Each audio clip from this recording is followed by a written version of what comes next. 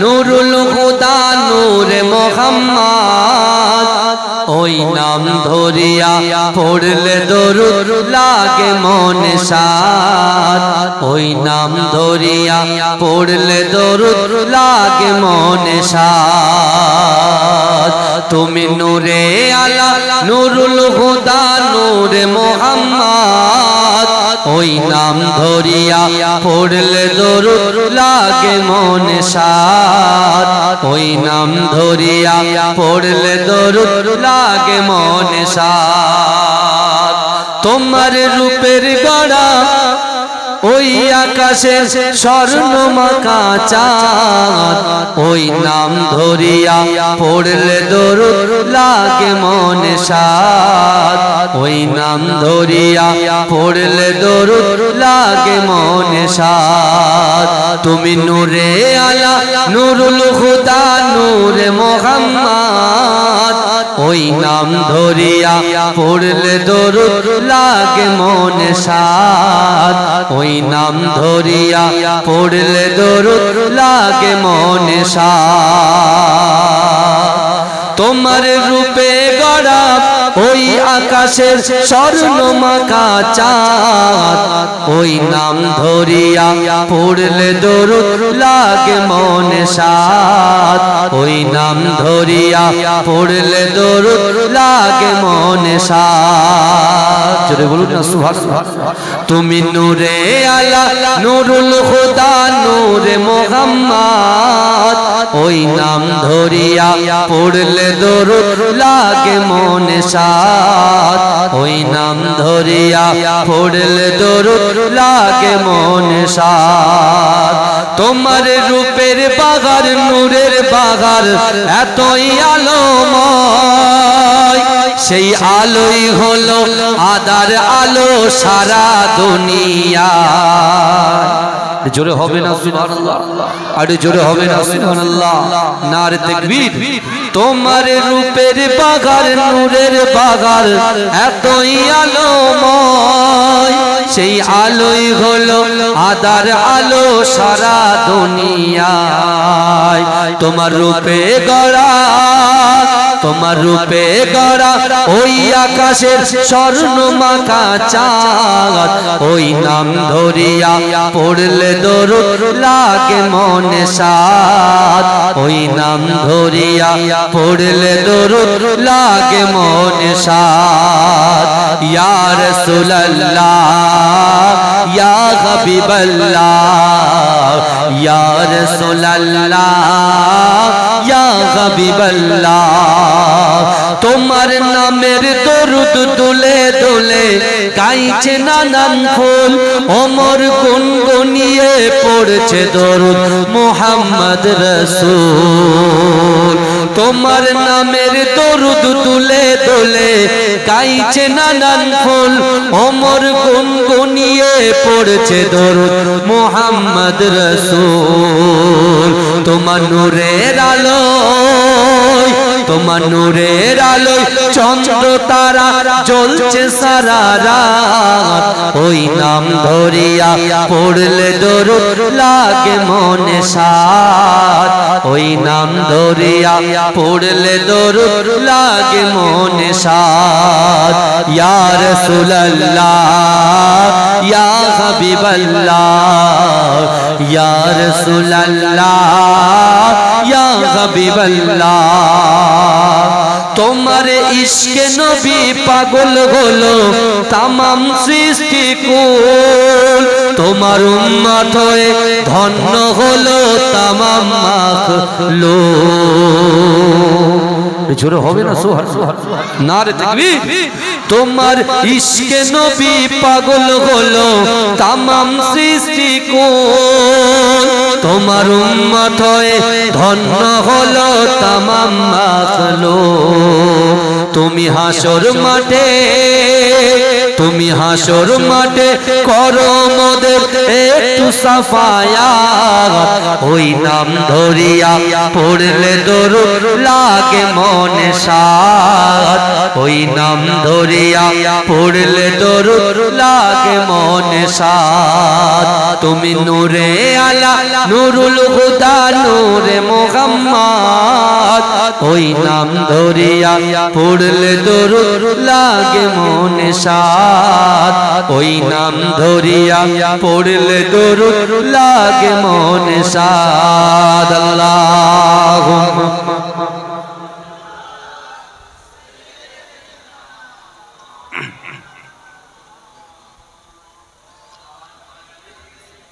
জিকির করুন লা ইলাহা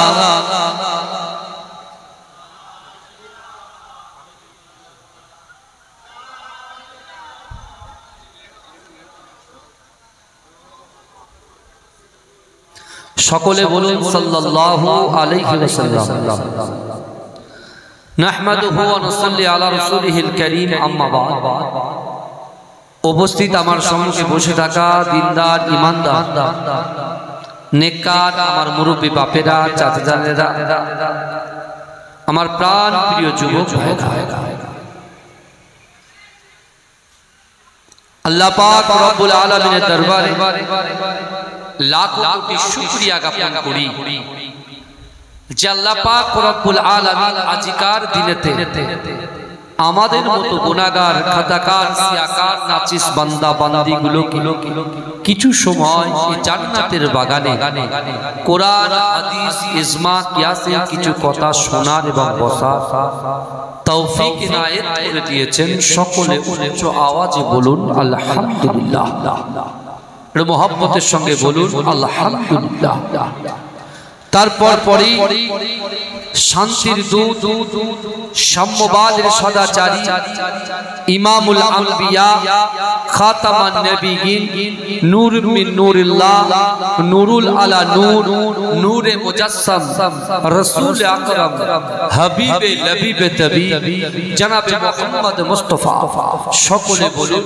সাল্লাল্লাহু আলাইহি ওয়াসাল্লামের রওজা মুবারাকে মাজার মুবারাকে কোটি কোটি দরুদ ও সালাম সকলে বলুন সাল্লাল্লাহু আলাইহি ওয়াসাল্লাম আজকে আমরা যারা এই গ্রামের মানুষ পাড়ার মানুষ আমার যুবকেরা আমার মা বোনেরা তাদের দানে এই পাড়াবাসী গ্রামের মানুষের দানে আমার যুবকরা অক্লান্ত পরিশ্রমে বিশ্ব নবীর মহব্বতে এত সুন্দর একটা মাহফিল তারা কায়েম করেছে আমি তাদেরকে বলতে চাই বিশ্বাস করুন আজকে এই গ্রামে আমার সামনে আমার পিছনে আমার ডান দিকে আমার বাদিকে আমাদের পূর্বপুরুষ যারা ওই গহীন কবরে চলে গেছে বিশ্বাস করুন ওই কবরওয়ালার বাড়ি থেকে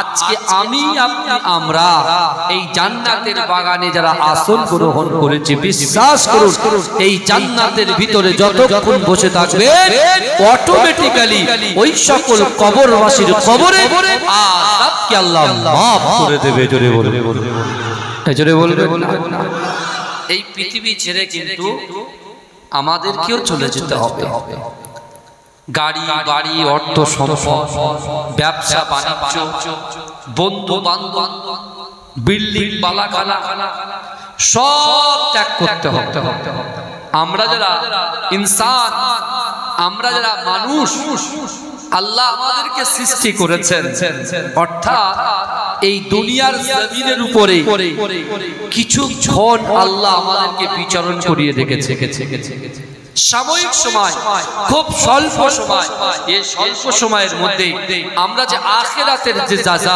অর্থাৎ আল্লাহ দুটো জায়গা সৃষ্টি করেছেন একটা হলো জান্নাত আর একটা হলো জাহান্নাম আল্লাহ জান্নাতকে সৃষ্টি করেছে 8টা জাহান্নামকে সৃষ্টি করেছে 7টা এই বুঝতে পারছেন আমার কথা এখন আমি আপনি আমরা এই দুনিয়ার বিচরণ করে, যেহেতু আমরা মুসলমান, কালেমা পড়েছি লা ইলাহা ইল্লাল্লাহু মুহাম্মাদুর রাসূলুল্লাহ, আমরা যারা কালেমা পড়েছি, আজকে এই দুনিয়ার জমিনের উপরে আমার আপনার ঈমান এবং আমলের উপরে ভিত্তি করে আল্লাহ তার হাতে যখন মিজানের পাল্লা থাকবে, ওই মিজানের পাল্লায় আমাদের হিসাব হবে আমলনামা দেখে, যে এই দুনিয়ার জমিনে মানুষের সঙ্গে সদ্ব্যবহার, আল্লাহর হক, বান্দার হক, অসহায় দুর্গত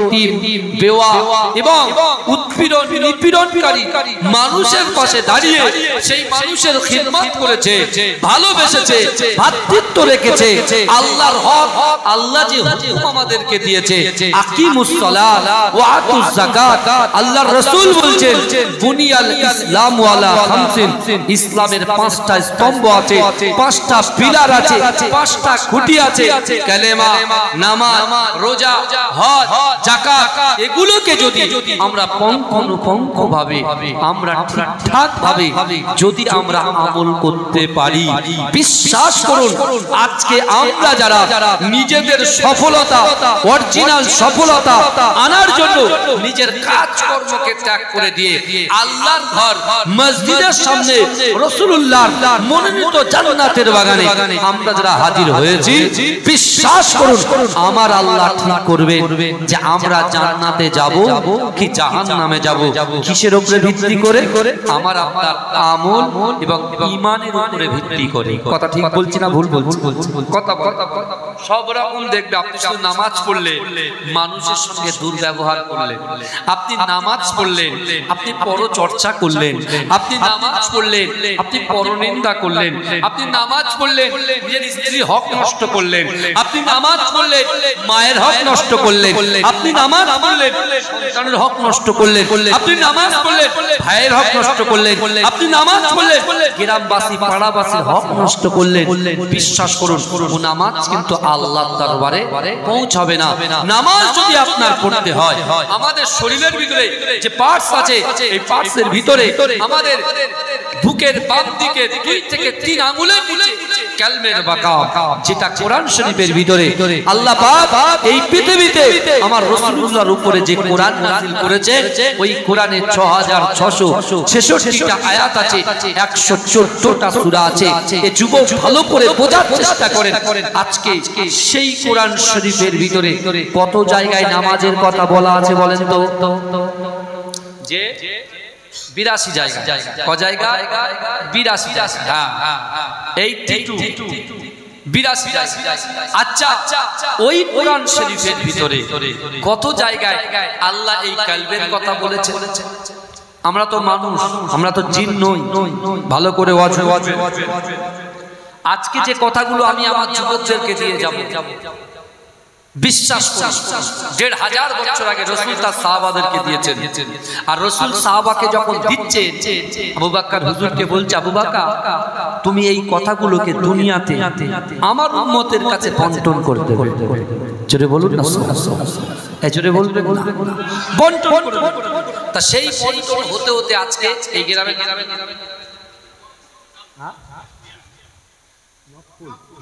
নবফুল কুচুলিয়া, যাই হোক এই গ্রামে আজকে কথাটা এসে গেছে। আপনার ইমাম সাহেব যোগ্য আছে আলহামদুলিল্লাহ, বহুত আলোচনা করে, কিন্তু একটা কথা, আগে যখন আপনি একটা বাড়ি করবেন, ওই বাড়ির ছাদ আগে হয় না ভিত আগে হয়?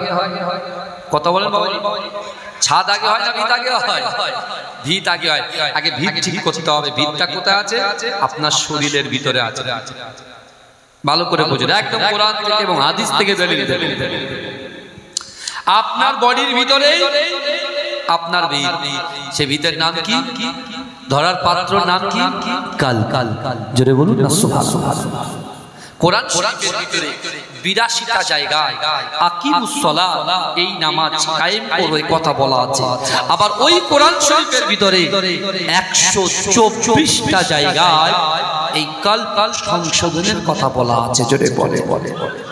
আপনার নামাজ, আপনার রোজা, আপনার হজ, আপনার যাকাত, আপনার দান খায়রাত, আপনার ফিতরা, আপনার মহব্বত, আপনার ভালোবাসা, আপনার চলাফেরা, আপনার ওঠা বসা, এভরিথিং এ টু জেড সবকিছুর সাথে এই কলবের সম্পর্ক আছে।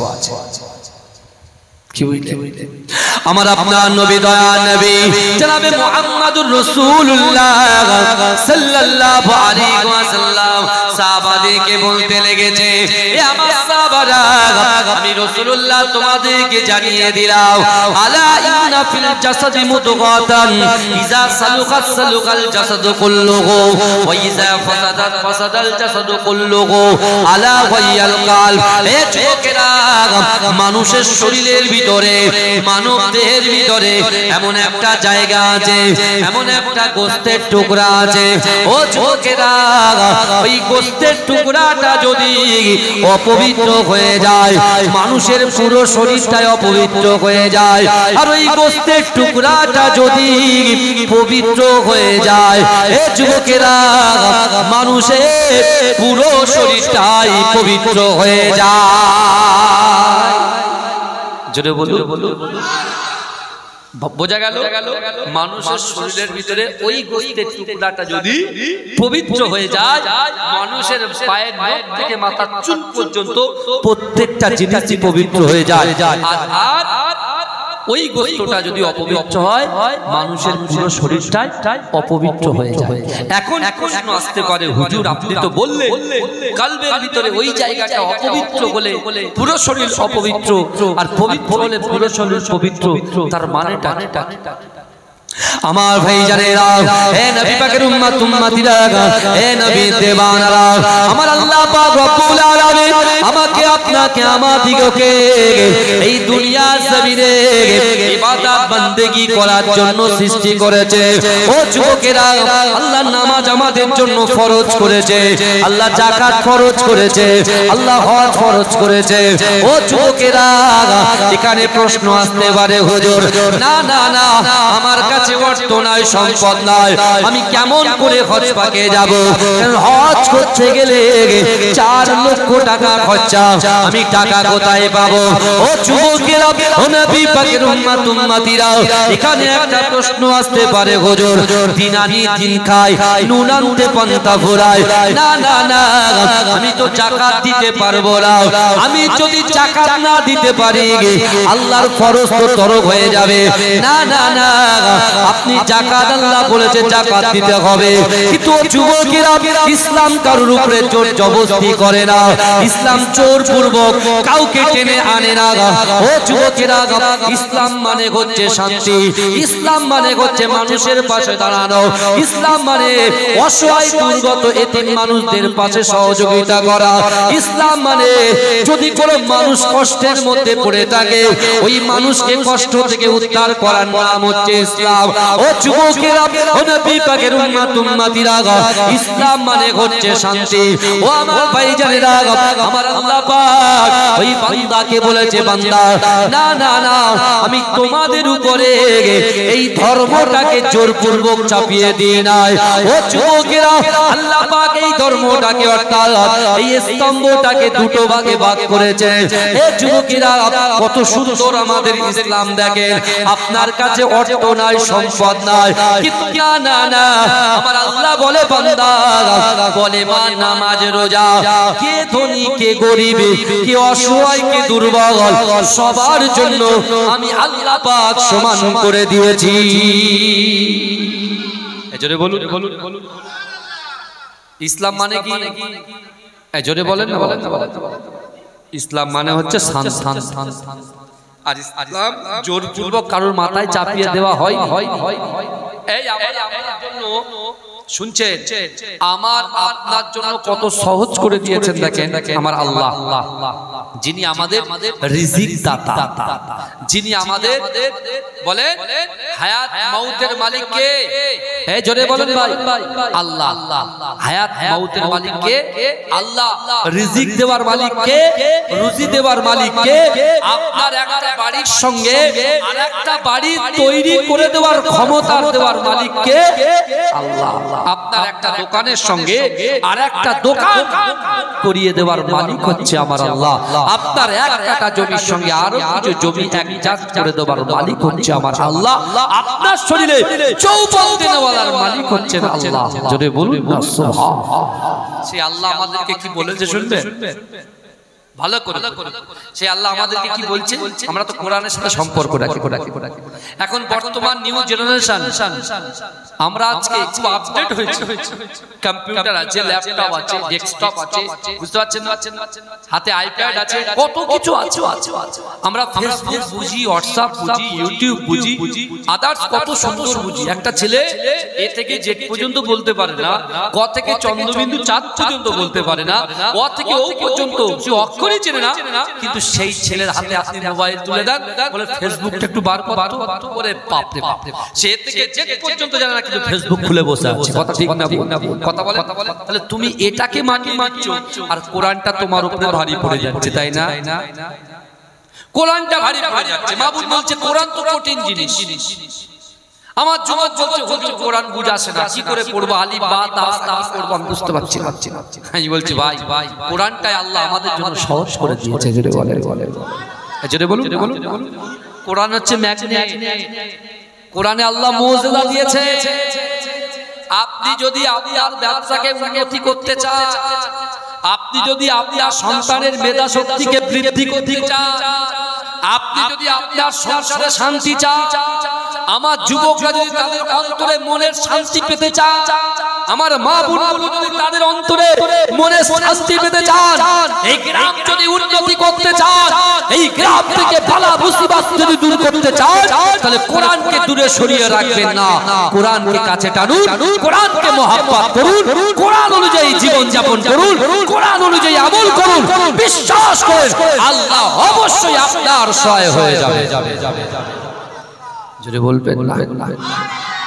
আপনি মনে করছেন আল্লাহ কোথায় আছে? আল্লাহকে তো দেখতেই পাচ্ছি না, কিন্তু আল্লাহ কোরআনে বলছে বান্দা আমি আল্লাহ কোরআনে জানিয়ে দিলাম বিসমিল্লাহির রহমানির রহিম ওয়া হুয়া মাআকুম আইনামা কুনতুম। কোরআনে আল্লাহ বলছে ওয়া হুয়া মাআকুম আইনামা কুনতুম। আল্লাহ বলছে বান্দা আমি আল্লাহ পাক রব্বুল আলামিন তোমাদেরকে জানিয়ে দিলাম তোমরা যেখানে আমি আল্লাহ সেখানে। জোরে বলবেন।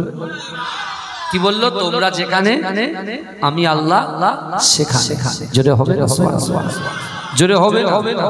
আবার আল্লাহ কোরআনে বলছে বান্দা আমি আল্লাহ তোমাদেরকে জানিয়ে দিলাম বিসমিল্লাহির রহমানির রহিম ইন্না রাব্বাকা লাবিল মিরসাদ।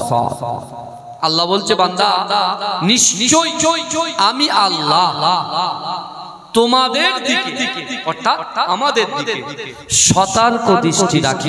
জোরে বলে আপনি আমার দিকে তাকিয়ে আছে, আমি আপনাদের দিকে তাকিয়ে আছি। আপনারা তো আমাকে চেনেনই না, এই ফার্স্ট দেখছেন এই গ্রামে, তাই না? কথা বলে হ্যাঁ, কিন্তু আমার বাবাজিরা আপনি আমাকে দেখছেন, আমি আপনাকে দেখছি। কিন্তু আমার ভাইরা আল্লাহ কিন্তু আমাদের উভয়কে দেখছে। জোরে বলে কেমন বাবা দেখছে? আপনারা তো শিক্ষিত মানুষ, আমি একটু পীরের আওলাদ, রাসূলুল্লাহর ওয়ারিস, সেই হিসেবে একটু বড় জায়গা দিয়েছেন আমাকে। যদি বলেন হুজুর ওখানে বসবাস করেন, আমি পারি না। আমার ভিতরে কোনো অহংকার অহমিকা কোনো ভেদাভেদ নাই। আমরা মুসলমান ভাই, আমরা এখানে হিন্দু মুসলিম জৈন খ্রিস্টান একসঙ্গে বসবাস করি। আমরা একে অপরের পরিপূরক। এই কথা ঠিক না ভুল? একে অপরের পরিপূরক। আমাদের মুহাম্মদ সাল্লাল্লাহু আলাইহি ওয়াসাল্লাম, আমাদের প্রফেট হযরত মুহাম্মদ সাল্লাল্লাহু আলাইহি ওয়াসাল্লাম তিনি কি বলছেন? তার উম্মতকে গাইড করে যাচ্ছে যে তুমি যখন রাস্তা দিয়ে যাবে অন্ধকার রাস্তা, তুমি যাচ্ছ কিসে? বাইকে যাচ্ছ, তোমার গাড়ির সামনে লাইট আছে। ভালো করে বুঝো, তোমার গাড়ির সামনে লাইট আছে, তুমি দেখতে পাচ্ছ বড় একটা পাথর পড়ে আছে, বড় একটা ব্রেক পড়ে আছে, বড় একটা লোহার কিছু পড়ে আছে।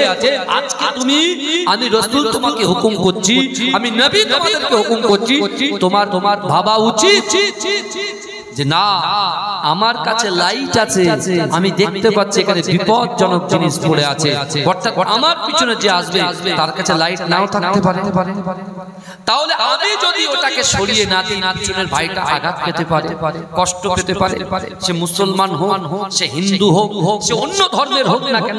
ভালো করে বুঝবেন, মুহাম্মদ মুস্তাফা বলছে না তুমি ওখান থেকে ওই পাথরটাকে সরিয়ে দাও, পেরেকটাকে সরিয়ে দাও, বিপজ্জনক জিনিসটাকে সরিয়ে দাও, কারণ তুমি যখন সরিয়ে দেবে যে ভাই পিছনে বিনা লাইটে আসবে সে নিরাপদে নিজের বাড়ি পর্যন্ত পৌঁছে যেতে পারবে। আল্লাহ এতেই খুশি হবে।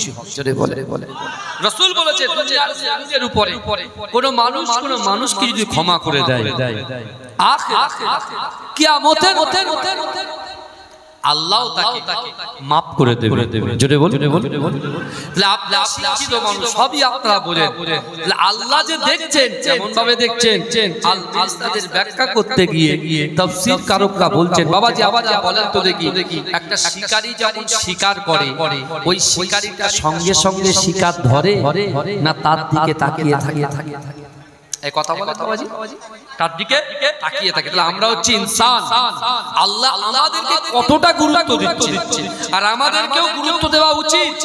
আল্লাহ কোরআনে বলছে বান্দা ফাযকুরুনি আযকুরকুম, বান্দা তোমরা আমাকে স্মরণ করো, আমি আল্লাহ তোমাদেরকে স্মরণ করব।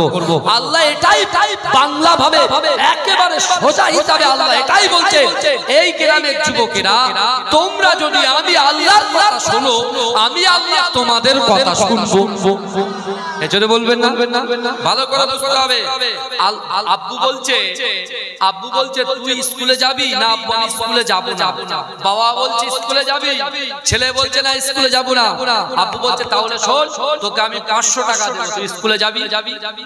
হ্যাঁ যাব। 500 টাকা দেব, স্কুলে যাবি? হ্যাঁ যাব। 500 টাকা নিয়ে ক্যান্টিনে বসবো, বন্ধুদের সঙ্গে আড্ডা মারবো আর খাবো। কি কথা বলেন না? হ্যাঁ আমার ভাইরা, আল্লাহ বলছে আমাদেরকে, এই শুনছে আল্লাহ আমাদেরকে বলছে বান্দা তুমি যদি আমার কথা শোনো আমি আল্লাহ তোমাদের কথা শুনবো। জোরে বলুন। আমরা প্রত্যেকে ইনসান, আমরা যে যার কবরে একা একা যাব। আমার ছেলে যাবে না, মেয়ে যাবে না, অর্থ যাবে না, সম্পদ যাবে না, ইজ্জত যাবে না, সম্মান যাবে না, কিছুই যাবে না। দুটো জিনিস যাবে, ঈমান আমল। ঈমান আমল মুখস্থ করেন, ঈমান আমল। গাড়ি বাড়ি নাম ডাক সারা, আমার স্কিন ফর্সা, আমার স্কিন ব্ল্যাক, আমার স্কিন অন্যরকম, ওসব দেখবে না আল্লাহ। আল্লাহ দুটো জিনিস দেখবে বাবাজি। কটা? দুটো। আপনার ঈমানের তাকাত কতটা আছে, ঈমানের শক্তি কতটা। আপনি ভয় করে কাকে ভয় করে? দুনিয়ার মানুষকে করে যে আল্লাহ তোমার দুটো করে চোখ দিয়েছে, হাত দিয়েছে, পা দিয়েছে, জবান দিয়েছে, ইজ্জত দিয়েছে, সম্মান দিয়েছে, যৌবন শক্তি দিয়েছে। আপনার ছেলের পরে মেয়ে, মেয়ের পরে ছেলে আল্লাহ দিয়েছে। সেই আল্লাহ বলছে এ বান্দা তোরা কাকে ভয় করিস, আমি আল্লাহ কিন্তু সেটা দেখছি। বোঝা যাচ্ছে? বুঝতে পারছেন তো? তাহলে আল্লাহর ব্যাখ্যা করতে গিয়ে তাফসীর কারকরা কি বলছেন, একটা শিকারী যখন শিকার করে ওই শিকারীটা সঙ্গে সঙ্গে শিকার ধরে না, তার দিকে তাকিয়ে কথা বলে। আমার ভাই জানেরা, এ নবী পাকের উম্মত উম্মতিরা, এ নবীর দেবানারা, আমার আল্লাহ পাক রব্বুল আলামিন বান্দাকে এত মোহাব্বত করে, বান্দাকে এত ভালোবাসে। ও ছোটরা, একটা শিকারী যেমন শিকারের দিকে তাকিয়ে থাকে, তার থেকে কোটি কোটি কোটি কোটি কোটি কোটি কোটি কোটি গুণ বেশি আমার আল্লাহ পাক তার বান্দা বান্দীদের দিকে তাকিয়ে থাকে। জোরে বলুন। আর আল্লাহ হচ্ছে অন্তর্যামী। আল্লাহ কি বলে? আল্লাহ হচ্ছে অন্তর্যামী। আজকে এই গ্রামে যে কটা যুবক কালেমা পড়েছে, তোমার অন্তরের ভিতরে চলছে সারা দিনে, সব আল্লাহ জানে। আগামী 10 বছর পরে আমার দ্বারাই কি হবে, আপনার দ্বারাই কি হবে, তখন আমাদের মৃত্যু হবে, সবকিছু জানেন কে? সবকিছু অবগত কে? আমার আল্লাহ। জোরে বলবেন না সুবহানাল্লাহ। সেই আল্লাহ বান্দাকে বলছে, ও বান্দা শোনো, আমি আল্লাহ তোমাদেরকে জানিয়ে দিলাম যে আমি বলছি তোমরা যদি আমার কথা শোনো তো আমি তোমাদের কথা শুনবো। আমাদের সকলের মনে একটা চাহিদা আছে কি না? এই আল্লাহ তো জানে, তাহলে চাহিদাটা পূরণ করবে কে? ইচ্ছা আকাঙ্ক্ষা উদ্দেশ্য পূরণ করবে কে? আল্লাহ। আল্লাহ বলছে আমার কথা শুনতে হবে। নামাজ কার হুকুম? এই কথা আমার যুবক যেভাবে ইস্তেকবাল করে নিয়ে আসলো, আমার বুক পাঁচাত হয়ে গেছে তাকবীর দিতে দিতে। মাশাআল্লাহ, আমার প্রত্যেকটা ভাইকে আল্লাহ কবুল করুন, বলুন আল্লাহুম্মা আমিন। আল্লাহ এই গ্রামবাসীকে কবুল করুন, আল্লাহুম্মা আমিন। কিন্তু ওয়াজ বোঝার জিনিস বুঝতে হবে। তুমি আমার কথা শুনবে তো আমি তোমার কথা শুনবো। তা আল্লাহ বলেছে নামাজ পড়ো, আল্লাহ বলেছে নামাজ পড়ো, আল্লাহ বলেছে হজ করো, আল্লাহ বলেছে যাকাত দাও। ভালো করে হজ বোঝেন। কিন্তু আমরা একটু আগেই বলেছি যে ইসলামের ভিত্তি হচ্ছে কয়টি? 5টি। কলেমা, নামাজ, রোজা। আমরা কেউ এক্সকিউজ দিতে পারবো না, অজুহাত দিতে পারবো না, সব ধরা পড়ে যাবো ভাই। আগে শুনে যা, অজুহাত দিতে পারবো না। আল্লাহ বলছেন, আপনি বলেন আমি গরিব মানুষ ছিলাম বলে নামাজ পড়তে পারিনি, দিন আনি দিন খাই, আমি মাঠে সারা দিন পড়ে আছি, এদিকে মুয়াজ্জিন আযান দিচ্ছে, আমার এক মারানি পাশ দিয়ে বেরিয়ে যাচ্ছে। কত সহজ নয়। ভালো করে কলেমা, নামাজ, রোজা এই তিনটে হচ্ছে সকলের জন্য। কে গরিব, কে ফকির, কে আমি। কারোর জন্য সারা জীবন খাওয়া না হয় তাকে নামাজও পড়তে হবে, তাকে কালেমা পড়তে হবে। হ্যাঁ, তাহলে কলেমা, নামাজ আর তাকে রোজাও করতে হবে, তার উপর রোজা ফরজ। এই হজ আর যাকাত এটা হচ্ছে ধনী ব্যক্তির জন্য। কাদের জন্য? এই কথা বলেন, মুসলমান ব্যক্তি যারা ধনী তাদের জন্য হচ্ছে হজ আর যাকাত। তাই তো? তাহলে ইসলাম আমাদের জন্য সহজ হয়ে গেল। কিন্তু আমার ভাইজানেরা, হে নবী পাকের উম্মত উম্মতিরা, হে নবী দেওয়ানারা, বিশ্ব নবী রাসূলুল্লাহ সাল্লাল্লাহু আলাইহি ওয়াসাল্লাম কাবা শরীফে যখন দিন প্রচার শুরু করলেন, ও যুবকেরা, বিশ্ব নবী রাসূলুল্লাহ সাল্লাল্লাহু আলাইহি ওয়াসাল্লাম যখন মানুষ কুসংস্কারে লিপ্ত ছিল, ওই মানুষগুলোকে হেদায়েত দেওয়ার জন্য, হেদায়েত করার জন্য, হেদায়েতের রাস্তা দেখিয়ে দেওয়ার জন্য আমার রাসূলুল্লাহ বারবার চেষ্টা করেছে। কিন্তু যুবকেরা বিশ্ব নবী রাসূলুল্লাহ সাল্লাল্লাহু আলাইহি ওয়াসাল্লামের কথা শুনে, আল্লাহ রাসূলের নরম হৃদয় দেখে, আল্লাহ রাসূলের নরম ব্যবহার দেখে একে একে মানুষগুলো যখন কলেমা পড়ছে লা ইলাহা ইল্লাল্লাহ মুহাম্মাদুর রাসূলুল্লাহ, তৎকালীন ইহুদি কাফেরগুলো আল্লাহর রাসূলকে মারার চক্রান্ত করে, আল্লাহর রাসূলকে দুনিয়া থেকে মিটিয়ে দেওয়ার চক্রান্ত করে। কিন্তু যুবকেরা, ও নবী পাকের উম্মত উম্মতিরা, সেই বিশ্ব নবী রাসূলুল্লাহকে ভালোবেসে আল্লাহ রাসূলের সাথ যারা দিয়েছিল, আল্লাহ রাসূলের পাশে যারা দাঁড়িয়েছিল, তাদেরকে ওই সকল কাফেরগুলো, ওই সকল ইহুদিগুলো, তারা আল্লাহ রাসূলের সহযোগী যারা ছিল তাদের উপরে লাঞ্ছিত করত, বঞ্চিত করত, অপমানিত করত। ও যুবকেরা, তারা বলতে শুরু করেছিল, তোরা ক্ষতিগ্রস্ত হয়ে গেছিস, তোরা ক্ষতির মধ্যে নিমজ্জিত হয়ে গেছিস। ও যুবকেরা, রাসূলুল্লাহ যখন কাবা বাইতুল্লাহ শরীফে বসে থাকতো, ওই সকল সাহাবারা গিয়ে আল্লাহ রাসূলকে বলতো, ইয়া রাসূলুল্লাহ, ইয়া হাবিবাল্লাহ, মানুষ আমাদেরকে কাফের বলে, মানুষ আমাদেরকে ক্ষতির মধ্যে নিমজ্জিত বলে। আল্লাহ রাসূল বলেছিলেন, হে আমার সাহাবারা, না না না, তোমরা কোনো প্রতিবাদ করবে না। আল্লাহ পাক কোরআনে বলেছে, বান্দা, ইন্নাল্লাহা মা'আস সাবিরিন, তোমরা ধৈর্য ধরো, সবর করো, অবশ্যই আল্লাহ তোমাদের পাশে আছে। জোরে বলুন, বলুন।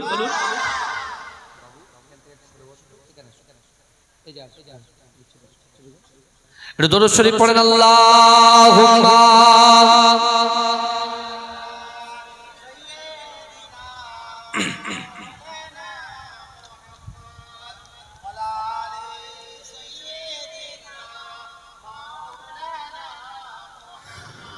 গড়েছ তুমি এই পৃথিবী জাহান, আল্লাহ মহান, তিনি আল্লাহ মহান।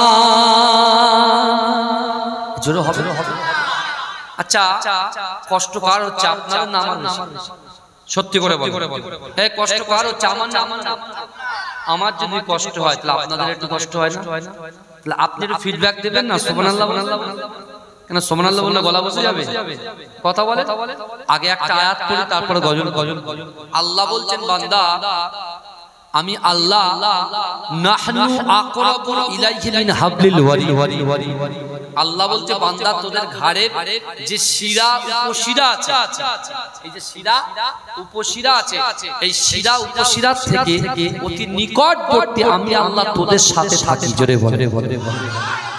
বলবেন। আমরা কি বলেন তো, এর কাছে সব ঠান্ডা, বুঝতে পারছেন না? কাজ হবে না, বলে শরীর খারাপ, 500 টাকায় বেতনে হবে না। আমি বলছি 1500 তো, বলে শরীর খারাপ ভালো হয়ে গেছে, চলো। আপনার সুবহানাল্লাহ জোর কখন দেবেন? আপনি শোনেন, কাল কিয়ামতের মাঠে আপনার ছেলেও থাকবে না আমার সাথে, আমার ছেলেও আমার সাথে থাকবে না, মা বাবাও থাকবে না, আল্লাহর হাতে তারাজ্জু থাকবে। এই মিজানের পাল্লা থাকবে, ভালো করে শোনেন। আল্লাহ বলবে, বান্দা নামাজ নিয়ে এসেছিস, চুপ করে থাকবে, কিচ্ছু বলবে। আল্লাহ জাহান্নামী ফেরেশতাকে বলবে, যা জাহান্নামে নিক্ষেপ কর। তা আমার আপনার সব হাতটা ধরে টেনে নিয়ে যাবে কোথায়? এই শুনছেন কথাটা? শুনে আমার আপনার হাত ধরে টেনে জাহান্নামে নিয়ে যাবে। যে মাটির উপরে বসে আছে, ওই যে মসজিদের ইটটা দেখছেন, দেয়ালটা দেখছেন, ওই ইটটা কিন্তু আপনি এখান থেকে কতটা সুবহানাল্লাহ বলছেন, আলহামদুলিল্লাহ বলছেন, তাকবীর দিচ্ছেন, কতটা সাড়া দিচ্ছেন, সবকিছু রেকর্ড করছে। ইউটিউবার ভাইরা রেকর্ড দিচ্ছে। 10 বছর পর আপনারা শুনবেন। আর আমাদের কাছে মাটি যে রেকর্ডটা করছে, মৃত্যুর পরে আমি আপনি দেখতে পাবো। আল্লাহ যখন জাহান্নামী ফেরেশতারা জাহান্নামে দেবে, এক পা বাকি, এই মাটির জবান খুলে যাবে। জোরে বল। কোন মাটির জবান খুলবে? এই যে মাটিতে বসে আছে, মাটির জবান খুলবে, ওই মসজিদের ইটের জবান খুলবে। ওরা বলবে, আল্লাহ এই মানুষগুলোকে আপনি জাহান্নামে দেবেন। আল্লাহ বলছে, কেন জাহান্নামে দেব না? বলছে, আল্লাহ শোনেন, আপনার কোরআন শোনার জন্য, আপনার রাসূলের মুখস্থিত বাণী হাদিস শোনার জন্য, আপনার মসজিদ, আপনার ঘরের সামনে আমি মাটি আমার বুকের উপরে বসে রাত জেগে অক্লান্ত পরিশ্রম করে এরা ওয়ায়ুসাব্বিহুনাকা ওয়ায়ুহামিদুনাকা ওয়ায়ুকাব্বিরুনাকা সুবহানাল্লাহ আলহামদুলিল্লাহ তাকবীর দিয়েছে আল্লাহ। না আমি সাক্ষ্য দিচ্ছি, এই বান্দা বান্দিগুলোকে আপনি জাহান্নামে দেবে না। আল্লাহর একটা নাম রহিম, আল্লাহর একটা নাম রহমান। আমার আল্লাহ পাক দয়া করে মেহেরবানি করে জান্নাতি ফেরেশতাকে ডাকবে, জান্নাতি ফেরেশতাকে ডেকে বলবে, আমার জান্নাতি ফেরেশতা যাও, ওই যে জাহান্নামীদের হাতে আমার যে সকল বান্দা বান্দিগুলো আছে ওদেরকে ক্যাচ করে নিয়ে ধরে নিয়ে আমি রাসূলুল্লাহর জন্য, রাসূলুল্লাহর ওসিলায় 8টা জান্নাত সৃষ্টি করেছি। ওই 8টা জান্নাতের ভিতরে সবচাইতে বড় জান্নাতে এদেরকে পৌঁছে দাও। জোরে বলবেন না? তাহলে এখানে বসলে লাভ আছে না লস আছে?